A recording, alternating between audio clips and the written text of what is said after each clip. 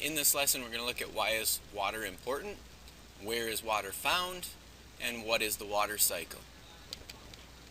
So why is water important? All living things need water in order to carry out their body processes. Specifically, our body is made up of about 72% water. In addition, many living things live in water. The body processes. Without water, nothing can grow. Water allows us to break down food, allows us to grow, reproduce, and it also allows us to get and use materials needed from the environment. Plants and other organisms that make their own food also need water. Plants use water and carbon dioxide to make their own food in the process known as photosynthesis.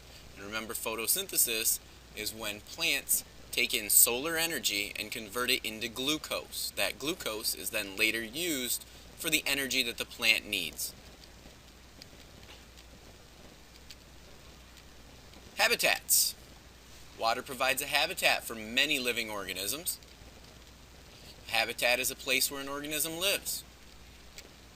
Most organisms that live in water are microscopic. They're extremely small. And later on in the year, when we study life science, we will see a large number of aquatic microorganisms that inhabit that environment. Aquatic habitats contain more types of organisms than land habitats do. Most of the Earth's surface is water, so most of it is found on our surface. About 71% of our planet is covered by water, and most of that water is salt water found in the oceans. Roughly 97% of the water that we find on our planet is salt water. Only 3% of that water is fresh water. Of that 3% that's fresh water, about 2/3 is frozen in huge masses of ice near the North and South Poles. About 1/3 of the fresh water is underground. And a tiny fraction of fresh water occurs in lakes and rivers. And an even smaller amount is found in the atmosphere in the form of water vapor, that gaseous form of water.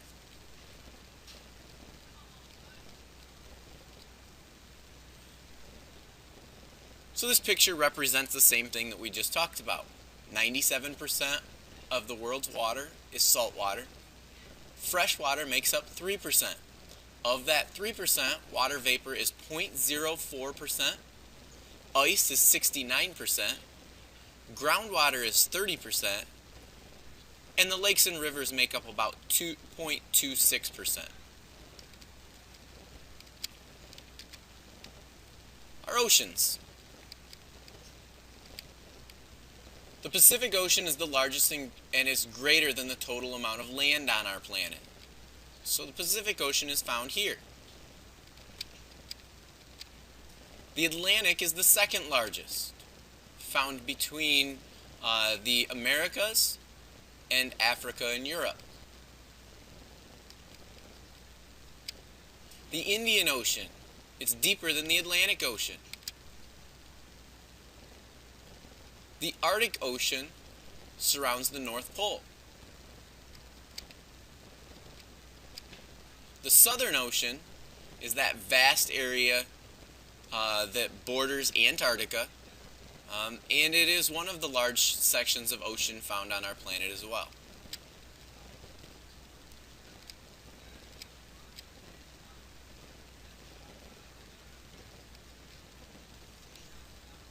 Ice. Much of the fresh water on Earth is found in the form of ice sheets, much like this one. Ice sheets cover much of Greenland and Antarctica. Right there are those two areas of our globe that are made up mostly of ice sheets.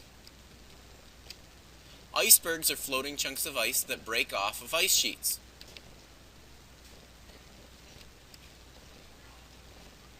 The picture on the bottom right shows an iceberg forming.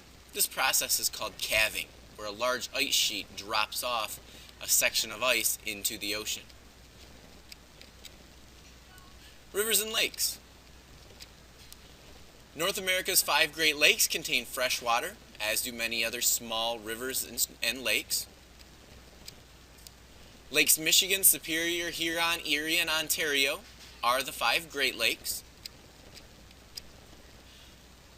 Of those 5 Great Lakes, they contain about 20% of all of the water that is fresh water on our planet. Groundwater. Some of the fresh water on Earth is found underground. This picture represents groundwater, water that would be found in an aquifer. An aquifer is an area of gravel or sand that holds water in the pore spaces and the empty spaces between those rocks.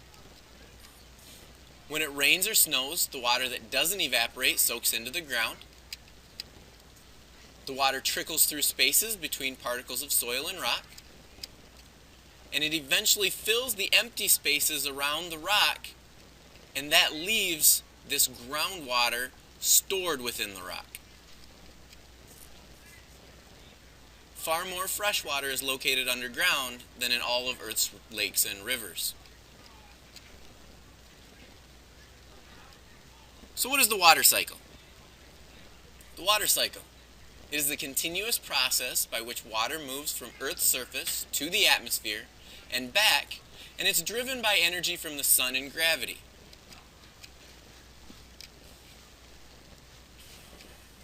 Evaporation. Evaporation is the part of the water cycle. It is the process by which molecules at the surface of a liquid absorb enough energy to change to a gaseous state. So solar energy drives this process. The water vapor gains energy, or the liquid water gains energy from the sun. It turns to water vapor, and then it's stored inside of our atmosphere.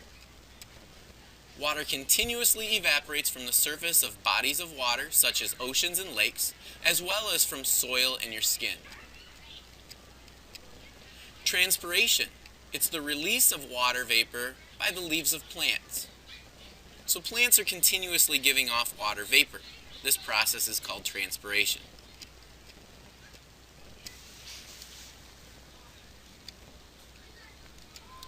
Condensation.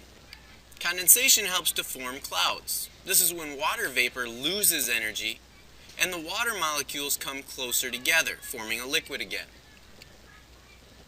So as water vapor cools, it loses energy. The loss of energy causes water molecules to stick back together, forming liquid water in the atmosphere. Water falls as precipitation once it has gained enough mass and it's gained enough weight to have gravity enact on it. So water that falls to Earth as rain, snow, hail, or sleet is called precipitation. Most precipitation falls back into the oceans, mostly because the majority of our surface is covered with oceans. Some falls back on land and either evaporates or it runs off the surface in the form of streams or rivers. Most of the water that falls on land seeps into the ground and it produces groundwater. Precipitation is the source of almost all fresh water. So using your knowledge of the water cycle, fill out this chart inside of your notes.